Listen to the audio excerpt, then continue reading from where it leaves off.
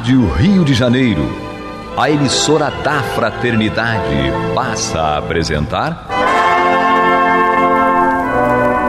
Luz na Penumbra, programa que leva ao seu coração a mensagem da doutrina espírita.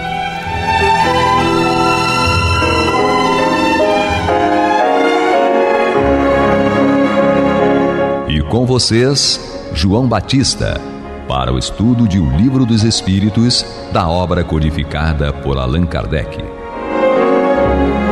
Papai do céu nos guarde e nos abençoe. Louvado seja nosso Senhor Jesus Cristo. E que possamos fazer do tempo esta dádiva que a todos nós é dada de maneira igual, um recurso a mais, para que a nossa caminhada seja a cada dia mais firme e consistente na conquista dos valores espirituais que nos levarão à verdadeira felicidade. Hoje temos uma tarefa hercúlea porque a pergunta é longa, mas os nossos expositores não negam fogo. Então a turma está afiada no estudo da pergunta. É a pergunta 165 do Livro dos Espíritos, que termina o tópico retorno da vida corporal à vida espiritual, encerrando o tópico perturbação espiritual. Temos conosco para o estudo Adalberto. Muita paz. Temos também Astênio. Cada dia é uma página nova no livro da nossa vida. E temos Jefferson, matando a minha saudade. Grande abraço para todos. Bom estudo. E vamos tocar o estudo. Adalberto. Muito bem. Bem direto. Questão 165 do Livro dos Espíritos. O professor pergunta aos benfeitores: o conhecimento do Espiritismo exerce alguma influência sobre a duração mais ou menos longa da perturbação? Influência muito grande, nos responde os benfeitores, visto que o espírito já compreendia de antemão a sua situação. Mas a prática do bem e a confiança pura exercem maior influência. Então temos que tomar a vacina da vergonha na cara e estudar com mais precisão, né? Conceituar corretamente o texto, respeitar a vírgula, né, João? Porque se a gente lê sem respirar, sem compreender, como nos diz Kardec, a gente só vai ler. É como aquela prece em latim. Se você fizer, eu vou ficar olhando para a tua cara, não vou entender lufas. Então você vai falar para um analfa e eu vou ficar olhando para a tua cara, admirando, né, a sua fisionomia. E mais nada. Então é a mesma coisa que, independente disso, essa perturbação varia muito de um suicida para Francisco de Assis, de Francisco de Assis para o Adalberto, para o João, para aquele que vive na drogadição, naquele que vive no vício do jogo, da comida, enfim. Varia muito. Né? Aquele que se explode do corpo tem uma perturbação, quanto, né, no programa passado, quem ouviu, quem estudou, sabe que é muito diferenciada e variada essa perturbação. Então Kardec começa o seu comentário, né, da seguinte forma: no momento da morte, tudo, a princípio, é confuso. A alma precisa de algum tempo para se reconhecer. Acha-se como que aturdida no estado de um homem que despertou de profundo sono e procura compreender a sua situação. Se eu sonhar com o João, eu vou acordar assustado, é um pesadelo. O João é feio pra caramba, então vai juntar feio com feio, vai dar um problema sério. Não é? Então, a lucidez das ideias e a memória do passado lhe voltam à medida que se apaga a influência da matéria, da qual acaba de se livrar, e se dissipa a espécie de nevoeiro que lhe obscurece os pensamentos. Então a gente vê aqui que vai se dissipando lentamente de acordo com o meu apego à matéria, o meu apego à gula, ao sexo desregrado, à cocaína, à maconha, o vício de um modo geral, né? O fofoqueiro que fazer fofoca também é vício, meu. Ficar tomando conta da vida dos outros, né? Então a gente tem que se moralizar através do exercício de mudança de hábitos, e, né, de mudança do comportamento, enfim, né, seguir as leis, mesmo as leis amorais que nós temos no mundo, nós temos que as segui-las. Mas seguir preferencialmente o Cristo, né? A questão 165 desse livro diz que o guia modelo da humanidade é Jesus. Não é Adalberto nem João Batista. Então, 625. Hein? 625. Você falou 165, que é essa daqui. Não, tá bom. Tudo termina em 5. Então, a duração, continua Kardec, no seu comentário, a duração da perturbação que se segue à morte é muito variável. Pode ser de algumas horas, como de vários meses, e até de muitos anos. É menos longa naquele que desde a vida terrena se identificaram com o seu estado futuro, pois esses compreendem imediatamente a posição em que se encontram. Então a gente tem que começar esse processo de perturbação ainda encarnado, com as nossas mudanças de hábitos, fazendo a nossa cirurgia moral, né? Se transformando num espírita, como nos orienta Kardec, né? No Evangelho segundo o Espiritismo, que nos diz que o verdadeiro espírito é aquele que se esforça no bem, né? E a gente recomenda que faça a leitura dessa passagem no capítulo 17, se não me falha a memória, item 4, mas também lê aquela página anterior, né, item 3, que é o homem de bem. Se nós conseguirmos na encarnação, ainda encarnado, 0,1% disso, já é o suficiente para a gente não ficar tão perturbado assim, né? A única coisa que eu vou fazer, que a hora que eu despertar, eu vou pedir Maria Conga um cafezinho. Vai ser servido na cuité. E amargo, sem açúcar. Exato. Então, Astênio. Isso. Então, prosseguindo com os comentários, né, lindos do Allan Kardec a respeito da perturbação que se segue à desencarnação, diz ele o seguinte: essa perturbação apresenta circunstâncias particulares de acordo com os caracteres dos indivíduos, né? Então existe um tipo de morte para cada tipo de pessoa, um tipo de perturbação para cada tipo de pessoa. Essa perturbação apresenta circunstâncias particulares de acordo com os caracteres dos indivíduos e principalmente com o gênero de morte, né, que é super importante. Obviamente que aquele que não está esperando a morte e a morte chega, é natural que o estado de perturbação seja inevitável, né?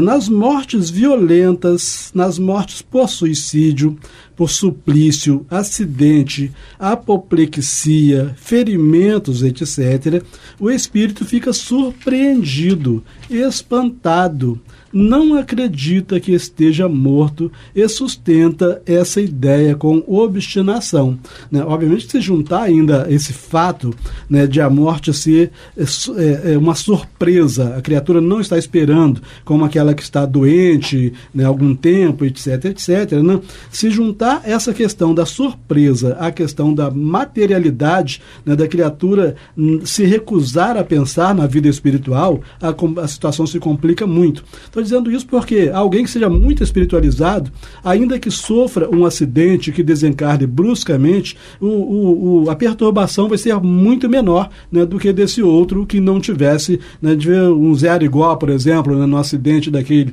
Muito provavelmente a perturbação dele foi diminuta, né? No entanto, vê o seu próprio corpo, né, esse que não acredita que esteja morto e sustenta essa ideia com obstinação, no entanto, vê o seu próprio corpo, sabe que esse corpo é seu, mas não compreende que se ache separado dele. né? Ele vê, então, agora ele com dois corpos, né? Um em que ele pode movimentar, né? E outro que ele não pode mais e que todos se acercam dele, né? Então, Kardec continua dizendo o seguinte: acerca-se das pessoas a quem estima. Fala-lhes e não entende porque elas não o ouvem. Lamentavelmente, isso aqui não é a situação da minoria, né? É a situação de uma maioria daqueles que desencarnam na Terra. Esta ilusão dura até o completo desprendimento do perispírito. E aí, obviamente, que tem uma série de fatores que devem ser levados em consideração, né? Porque o desprendimento do perispírito, né, ser muito demorado, né? Quem veio realizar esse socorro no momento da desencarnação? A gente se lembra do irmão Jacó, né, que o próprio Bezerra de Menezes fez a separação, o corte do perispírito, né? E mesmo assim ele teve umas dificuldades grandes, né? Só então o espírito se reconhece e compreende, então, quando tem esse desprendimento do perispírito, só então o espírito se reconhece e compreende que já não faz parte do número de vivos. Então a gente verifica, né, pelo comentário de Kardec, que ele, enquanto ele não se reconhece como espírito, né, como morto, entre aspas, né, ele fica nesse estado de perturbação. Este fenômeno se explica facilmente. Surpreendido pela morte imprevista, o espírito fica atordoado com a brusca mudança que nele se operou, né? Dá para a gente imaginar, né? Considera ainda a morte como sinônimo de destruição, de aniquilamento. Então, se ele, durante a vida, considerou que a morte seria a destruição, seria o aniquilamento, ele não pode, de maneira alguma, admitir que ele esteja morto, uma vez que ele não está destruído, ele não está aniquilado. Ora, como pensa, vê e ouve, tem a sensação de não estar morto, né? Está acontecendo com ele, mesmo que acontecia ainda há pouco, né? Ele tem todos os sentidos. Então, ora, como pensa, vê e ouve, tem a sensação de não estar morto. O que lhe aumenta a ilusão é o fato de se ver com um corpo semelhante ao precedente, então perispírito totalmente igual ao corpo físico, quanto à forma, mas cuja natureza etérea ainda não teve tempo de estudar, né? E provavelmente vai ficar muito tempo, né, depois da desencarnação tentando compreender os detalhes do perispírito. Julga-o sólido e compacto como o primeiro, e quando chamam sua atenção para esse ponto, admira-se de não poder apalpá-lo, né? Aquela questão que passa, né, por outra pessoa, tenta abraçar e o perispírito passa direto, né? Esse fenômeno é análogo. Então vamos passar a partir desse ponto para o Jefferson? Uhum. Então, seguindo aqui nas explicações de Kardec, ele diz: esse fenômeno é análogo ao que ocorre com alguns sonâmbulos inexperientes que não creem em dormir. Para eles, o sono é sinônimo de suspensão das faculdades. Ora, como pensam livremente e veem, julgam que não dormem. Certos espíritos apresentam essa particularidade, mesmo que a morte não lhes tenha chegado inesperadamente. Eu estava lembrando, semelhante à situação de quando nós estamos dormindo e alguém nos acorda de repente, né? Alguém chega e nos sacode, a gente ouve um barulho, um estrondo, né? A gente desperta, mas leva alguns segundos para se dar conta onde estamos, o que está acontecendo, né? O que houve. E isso, a gente fazendo um paralelo, traz uma semelhança com esse estado do espírito, né? Da perturbação após a morte. E seguindo aqui, Kardec diz: mas é sempre mais generalizada entre os que, apesar de doentes, não pensam em morrer. Observa-se, então, o singular espetáculo de um espírito assistir ao seu próprio enterro como se fora o de um estranho, e falando desse ato como de coisa que não lhe diz respeito, até o momento em que compreende a verdade. Então a gente observa aqui, pela explicação do Kardec, que esse processo, né, a demora em nós termos consciência de que desencarnamos, que estamos no plano espiritual, vai ter um tempo, né, vai variar de pessoa para pessoa, de situação de desencarne de um para o outro, né, se é uma morte por doença que já vinha há muito tempo, se é uma morte violenta, e também pela crença, né, se a pessoa já tinha o conhecimento da vida após a morte, ou se era um materialista que entendia que a vida é só aqui no plano físico. Uhum. É interessante, aí eu recomendaria aos nossos irmãos a leitura do livro Voltei, do autor Irmão Jacó. Inclusive, até já nós temos irmãos que se deram ao trabalho de fazer uma apresentação de slides, tá? Baseada, pelo menos assim, na parte dessa perturbação em que ele assiste ao próprio sepultamento. E todas as exéquias fúnebres da época. É muito interessante observar que está se falando não é de João Batista, não. Está se falando de um homem que fundou a Casa Edison, a primeira gravadora do Brasil. E, ao mesmo tempo, também foi presidente da Federação Espírita Brasileira. Um homem que falava 7 a 8 idiomas e que era de uma boa vontade com relação às pessoas enorme, ou seja, um cabedal intelectual imenso e uma boa vontade com a humanidade fora do comum, tá? Ele mesmo assim passou pelo que ele passou. Não, mas o que ele passou... Se não fosse o doutor Bezerra para dar o suporte... Mas por que ele passou? Porque ele ficou preso a uma determinada propriedade material, que era a biblioteca dele dentro de casa. Era o que mais o prendia, porque ele era um indivíduo de uma avidez intelectual enorme. Então, a gente tem que se lembrar que, aqui, ó, Fred Figner nasceu em 1866 e desencarnou em 1947. Ele era tcheco de nascimento. Então, vamos à nossa vinheta. Você está ouvindo pela Rádio Rio de Janeiro o programa Luz na Penumbra, com estudo de O Livro dos Espíritos, na apresentação de João Batista. É interessante observar, e é para nossa reflexão, muitos dos nossos irmãos que nos servem no dia a dia estão ali, presentes, fazendo muito e nós não reconhecemos. Com certeza. São os invisíveis que temos à nossa volta. Então, não podemos deixá-los permanecer invisíveis.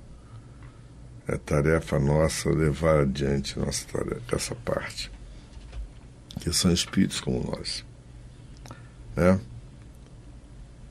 Prossiga, por favor. Bom, dando sequência, então, às explicações de Kardec, né, os comentários, ele diz assim: a perturbação que se segue à morte nada tem de penosa para o homem de bem. É calma e em tudo semelhante àquela que acompanha um despertar tranquilo. Para aquele cuja consciência não está pura, a perturbação é cheia de ansiedade e de angústias, que aumentam à medida que ele reconhece a sua nova situação. Então, a gente observa aqui o Kardec fazendo esse paralelo, né, entre um indivíduo que tem a consciência tranquila, né, um homem de bem, e aquele que tem a consciência cheia de perturbação, de angústias, né, onde ele vai ter um despertar diferenciado na vida espiritual. Né? Seguindo. Nos casos de morte coletiva, tem sido observado que nem todos os que perecem ao mesmo tempo tornam a ver-se imediatamente. Na perturbação que se segue à morte, cada um vai para seu lado ou só se preocupa com os que lhe interessam. Na verdade, por exemplo, quem queira ter uma exemplificação muito boa disso aí, existe um filme de 1974 feito em São Paulo que fala a respeito do incêndio do edifício Joelma. Uhum. E é interessante que eles citam uma jovem que trabalhava no prédio e desencarnou durante o incêndio e que ela, ao sair do corpo, ela vê o grupo de espíritos socorristas e ela não se perturba com mais nada, ela só quer saber o que ela pode fazer da parte dela para colaborar, porque foi assim que ela sempre viveu. A diferença. A diferença. O íntimo de cada um de nós vem à tona nas situações de extrema tensão. Esse é o grande fato. João, também podemos ir buscar exemplos, né, em memória de um suicida, recordações da mediunidade. Dona Ivone também traz um relato de uma desencarnação dela em Portugal, com suicídio. E Camilo deixa aqui uma situação para a gente, uma leitura rápida, né? Como louco que realmente me tornara, eu corria, enquanto aos meus olhos cegos se desenhava a hediondez satânica do meu próprio cadáver apodrecendo no túmulo, empastado de lama gordurosa, coberto de asquerosas lesmas que vorazes lutavam por saciar suas pústulas a fome inextinguível que traziam, transformando-o no mais repugnante e infernal noturno que me fora dado a conhecer. Então, se a gente for buscar também uma obra de Miramês, Francisco de Assis, a desencarnação de Francisco de Assis é totalmente diferente, é da água para o vinho. E assim vai. Então, como Emmanuel recomenda a Chico, serve para a gente, né? Vamos morrer com educação. Exatamente. Bom, vamos refletir a respeito disso. Que Papai do Céu nos guarde e nos abençoe. Que louvado seja nosso Senhor Jesus Cristo. E que possamos fazer do tempo esta dádiva que a todos nós foi dada de maneira igual, um recurso a mais, para que a nossa caminhada seja cada dia mais firme e consistente na conquista dos valores espirituais que nos levarão à verdadeira felicidade. Graças a Deus. Você está ouvindo o programa Luz na Penumbra.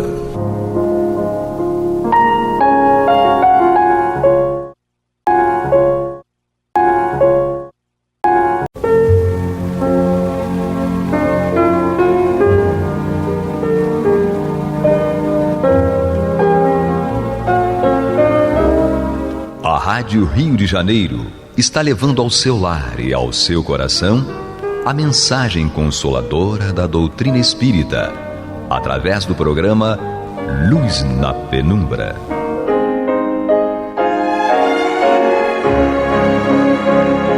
E com vocês, Antônio de Pádua Barbosa, para comentar o Evangelho segundo o Espiritismo, da obra codificada por Allan Kardec.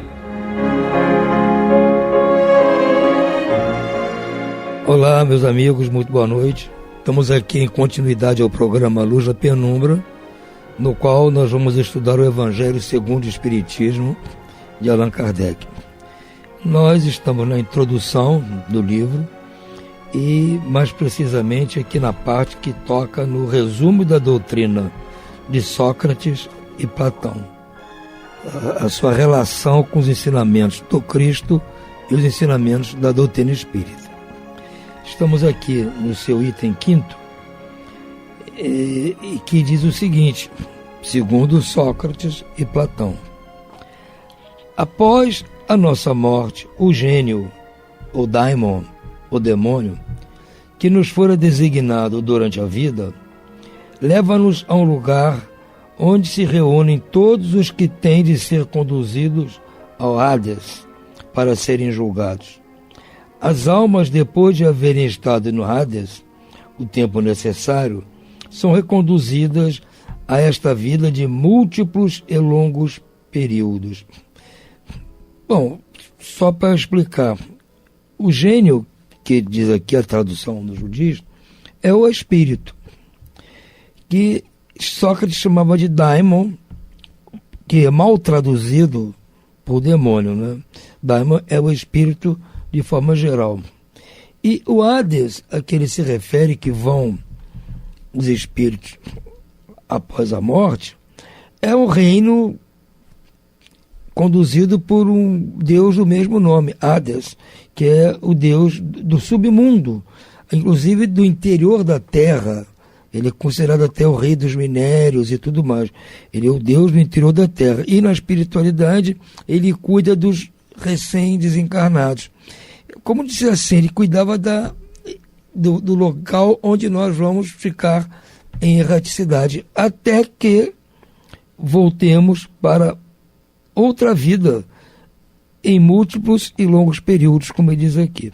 Kardec diz o seguinte: esta proposta é a doutrina dos anjos da guarda ou espíritos protetores e das reencarnações sucessivas, após intervalos mais ou menos longos de erraticidade. Porque ele diz isso, ó, após a nossa morte, o gênio, ou seja, o nosso protetor, o espírito protetor, nos encaminha para o lugar onde se reúnem aqueles que têm que ser conduzidos ao Hades para serem julgados, ou seja, encaminha-nos para a erraticidade, onde iremos aguardar um julgamento, que na realidade ele mesmo diz que as almas, depois de terem estado no Hades, ou seja, ter lá se acertado alguma coisa pendente desta última vida, são reconduzidos a esta vida novamente, onde permanecerão em múltiplos e longos períodos. No item 6º diz o seguinte: os demônios ocupam o espaço que separa o céu da terra, constituem o laço que une o grande todo a si mesmo, não entrando nunca a divindade em comunicação direta com o homem. É por intermédio dos demônios que os deuses se relacionam e conversam com ele, quer durante a vigília, quer durante o sono. Ele está dizendo aqui exatamente isso. São esses espíritos, daimons ou demônios, gênios, como ele diz aqui, que ocupam espaço entre o céu e a terra, ou seja, a erraticidade. Não entrando nunca em contrato, a divindade em comunicação direta com o homem, ou seja, como a divindade, Deus, nunca entra em contato diretamente conosco, é por intermédio desses espíritos, ou daimons, ou gênios, que os deuses, no caso, eles tinham múltiplos deuses na época, acreditavam nisso, se relacionam e conversam com o homem, quer na vigília, quer durante o sono. Então está dizendo isso aqui, Kardec nos propõe. Ó. A palavra daimon, da qual fizeram o termo demônio, não era na antiguidade tomada em mau sentido, como nos tempos modernos. Não designava exclusivamente os seres malfazejos, mas todos os espíritos em geral, dentre os quais se destacam os espíritos superiores, chamados de deuses, e, ao menos, os menos elevados, ou demônios propriamente ditos, que se comunicam diretamente com os homens. O Espiritismo também afirma que os espíritos povoam o espaço e que Deus só se comunica com os homens por intermédio dos espíritos puros, encarregados de transmitir suas vontades, que os espíritos que se comunicam com eles durante a vigília e durante o sono. Substituir a palavra demônio pela palavra espírito e tereis a doutrina espírita.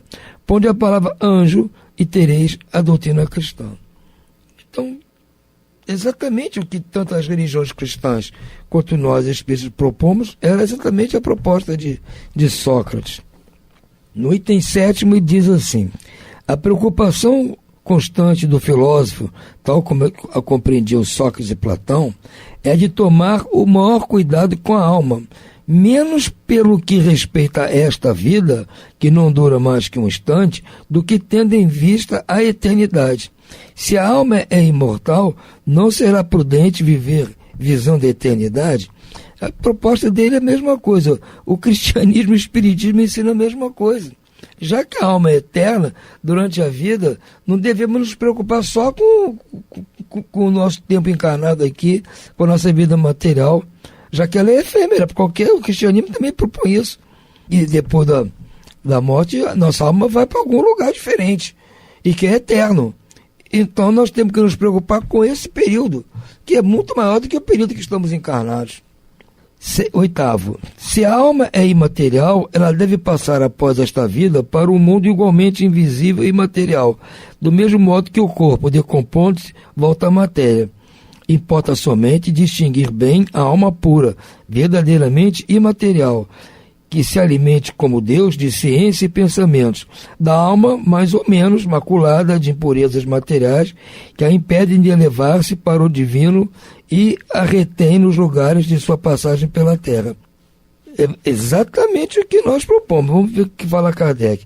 Como se vê, Sócrates e Platão compreendiam perfeitamente os diferentes graus de desmaterialização da alma. Insistem na diversidade da situação que resulta para elas da sua maior ou menor pureza. O que eles diziam por intuição, o Espiritismo o prova com inúmeros exemplos que nos põem sob as vistas. O livro Céu e Inferno, segunda parte. Ele está dizendo isso, exatamente. Sócrates e Platão, aqui, ó, se a alma é imortal, ela deve passar após esta vida para um mundo igualmente invisível e material. Se a alma é imaterial, ela tem que passar para o mundo imaterial. Não tem sentido a alma que é imaterial ir para o mundo material. O material já é este que nós estamos. Do mesmo modo que o corpo, decompõe-se e volta à matéria. O corpo que fica aqui, junto à matéria, se decompõe e volta à matéria. Importa somente distinguir bem a alma pura, verdadeiramente material. Então, ele está distinguindo aqui que do desencarnados tem a alma verdadeiramente pura, totalmente material, que se alimenta como Deus de ciência, ou seja, conhecimento e pensamentos, ou seja, a alma pura, o espírito puro. Ele vive exclusivamente da mesma forma que Deus, através do seu pensamento, do seu amor, do seu sentimento. Da alma mais ou menos maculada por impurezas materiais, ou seja, a alma de todo mundo em geral, que é mais ou menos maculada ainda de coisas materiais, no mínimo em pensamento, que a impedem de elevar-se para o divino e a retém nos lugares de sua passagem pela terra. Ou seja, a nossa imaterialidade, pelo menos mental, que desencarnados não temos matéria efetiva, mas ainda conservamos no nosso pensamento, nos nossos desejos, as coisas da matéria, nos mantém presos aqui à terra. Isso impede que nós nos elevemos até onde estão os espíritos puros. Só vamos chegar lá quando atingirmos o grau de pureza. O 9. Se a morte fosse a dissolução completa do homem, seria muito vantajosa para os maus, pois se veriam livres ao mesmo tempo do corpo, da alma e dos vícios. Aquele que adornou sua alma, não de ornatos estranhos, mas com o que lhes dão próprios, só esse poderá aguardar tranquilamente a hora da sua partida para o outro mundo. Exatamente o que todos nós pensamos, né? Ele está dizendo o seguinte, em outros termos, equivale a dizer que o materialismo que proclama o nada para depois da morte anula toda a responsabilidade moral posterior e, por conseguinte, é um estímulo ao mal, que o mal tem tudo a ganhar do nada. Somente o homem que se despojou dos vícios, enriqueceu de virtudes, pode esperar com tranquilidade o despertar da sua curta vida. O Espiritismo nos mostra, por meio de exemplos que diariamente nos põem sob os olhos, quanto é penoso para o mal o passar desta a outra vida, a entrada na vida futura. E é isso aí, o que o materialismo propõe, já que tudo é nesta vida, quando a pessoa morre, acabou tudo, acaba o corpo, acaba os seus vícios, suas virtudes, tudo que ela tinha de bom e de mal acaba junto. É isso que o materialista acha. Mas os espiritualistas, como são os cristãos, somos nós, já sabem que não, que o espírito ou a alma permanece. Então, nós sabemos que vamos ser guardados de alguma forma do outro lado, temos aqui o tempo de encarnados para depurarmos-nos das nossas imperfeições, se é que visamos uma condição melhor no futuro. Aos materialistas, vai ser aguardada a surpresa, porque eles acham que não vai acontecer nada e chega lá, não é bem assim que a coisa acontece, né? Há espíritos que, ao se apresentarem nas mesas mediúnicas, dizem, não estou entendendo o que está acontecendo. Teve um que falou comigo agora na semana passada. Eu estava numa festa e agora estou aqui. Isso aqui é festa também? Ele não estava entendendo. Como assim? Eu estava numa festa e de repente estou aqui.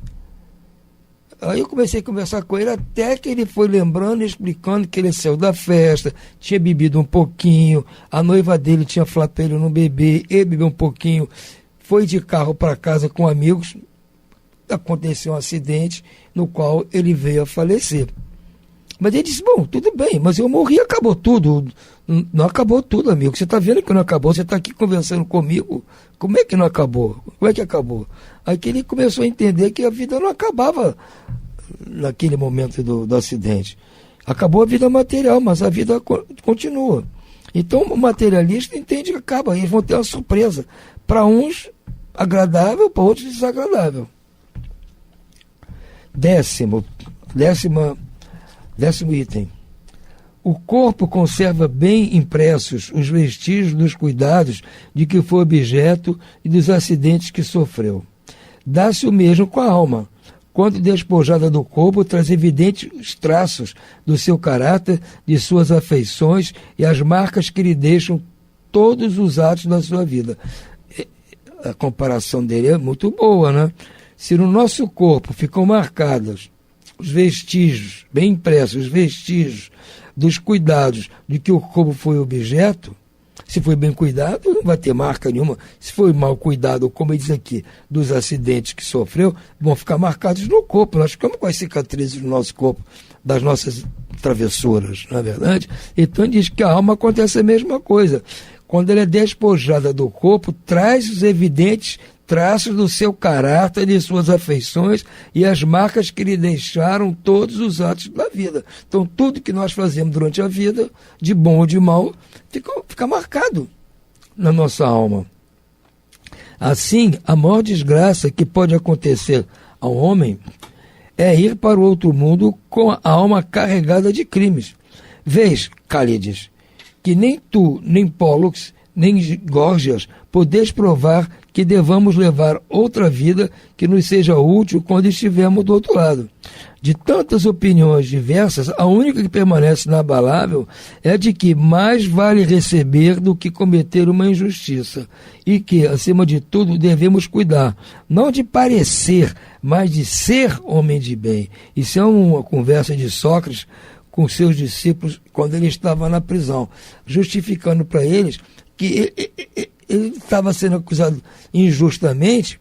Isso era muito melhor do que se ele tivesse sendo acusado justamente, se tivesse realmente motivo para ele estar preso. Aí sim ele ia ficar preocupado. Ele estava sendo acusado injustamente, então se acontecesse dele vir ser condenado à morte, tudo bem. ele ia morrer, mas ia com a consciência tranquila. É o pensamento dele. Encontramos aqui outro ponto capital confirmado hoje pela experiência. O de que a alma não depurada conserva as ideias, as tendências, o caráter e as paixões que teve na terra. Esta máxima, mais vale receber que cometer uma injustiça, não é inteiramente cristã. Jesus exprimiu o mesmo pensamento por meio desta figura. Se alguém vos bater uma face, apresentai-lhe a outra. Exatamente isso que o Sócrates propôs. Não adianta eu revidar a agressão, essa injustiça. Se eu estou passando por essa injustiça, vou ser recompensado no futuro. No item 11. Duas uma. Ou a morte é uma destruição absoluta ou é a passagem da alma para outro lugar. Se tudo deve extinguir-se, a morte será como uma dessas raras noites que passamos sem sonhar e sem nenhuma consciência de nós mesmos. Todavia, se a morte é apenas uma mudança de morada, a passagem para um lugar onde os mortos devem reunir-se, que felicidade há de lá encontrarmos aqueles a quem conhecemos. O meu maior prazer seria examinar de perto os habitantes dessa outra morada e distinguir lá, como aqui, os que são dignos dos que se julgam como tais e não o são. Mas é tempo de nos separarmos, eu para morrer, vós para viverdes. Sócrates falando para os juízes que o estavam julgando. Segundo Sócrates, os homens que viveram na terra se encontram após a morte e se reconhecem. Mostra o Espiritismo que continuam as relações que se estabelecerem entre eles, de sorte que a morte não é nem uma interrupção, nem a cessação da vida, mas uma transformação sem solução de continuidade. Se Sócrates e Platão tivessem conhecido os ensinos que o Cristo daria 500 anos mais tarde, e os que agora dão os Espíritos, não teriam falado de outro modo. Não há nisto nada que deva surpreender, e se considerarmos que as grandes verdades são eternas e que os espíritos adiantados devem tê-las conhecido antes de virem à Terra para onde as trouxeram, que Sócrates, Platão e os grandes filósofos daqueles tempos bem podem depois ter sido dos que secundaram o Cristo na sua missão divina e que foram escolhidos para este fim precisamente por se acharem, mais do que outros, em condições de se compreenderem as sublimes lições que, finalmente, podem hoje fazer parte da pleiade dos espíritos encarregados de ensinar aos homens as mesmas verdades. Exatamente. Se Sócrates, Platão, àquela altura já pensavam assim, com certeza, na espiritualidade, eles continuaram com o mesmo pensamento. E se tiveram que encarnar novamente, encarnaram para nos trazer complementos desses mesmos ensinos. É possível que tenham sido alguns dos apóstolos do Cristo que deram continuidade à doutrina cristã. 12º item. Nunca se deve retribuir uma injustiça com outra injustiça, nem fazer mal a ninguém, seja qual for o mal que nos tenham causado. Poucos, no entanto, admitirão esse princípio, e os que desentenderem a tal respeito devem apenas desprezar-se mutuamente.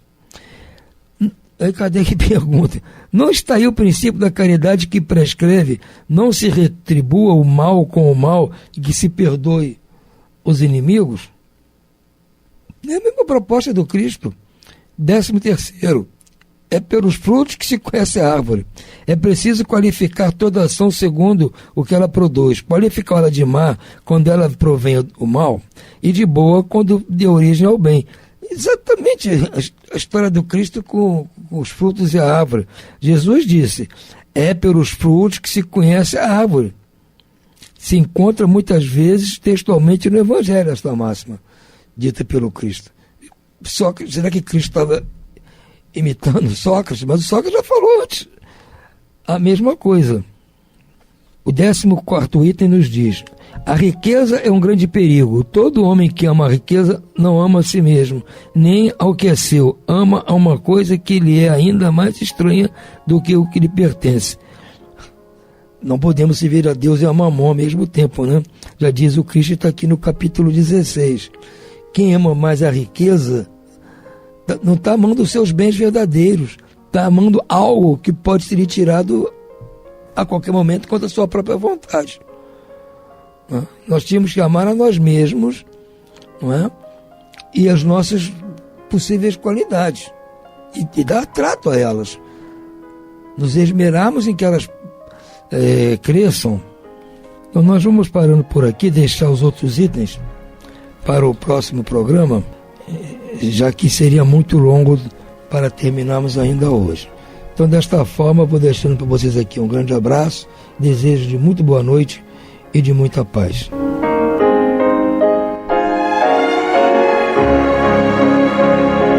E vamos ouvir agora a prece de encerramento de nosso programa, na voz de Geraldo de Aquino. Jesus, dá-nos coragem para a luta, piedade para os insultos e misericórdia para as injustiças e ingratidões. Limpa nossa alma de inveja e ambições mesquinhas, de ódio e de vingança o nosso caminho. E que dentro em pouco, ao recolher-nos de novo ao calor do nosso leito, para que o sono nos dê a paz e o esquecimento das tristezas humanas, possamos sentir, Senhor, no mais íntimo de nosso ser, a doçura indefinível do Teu amor e a grandeza incomparável da Tua divina presença. Que assim seja.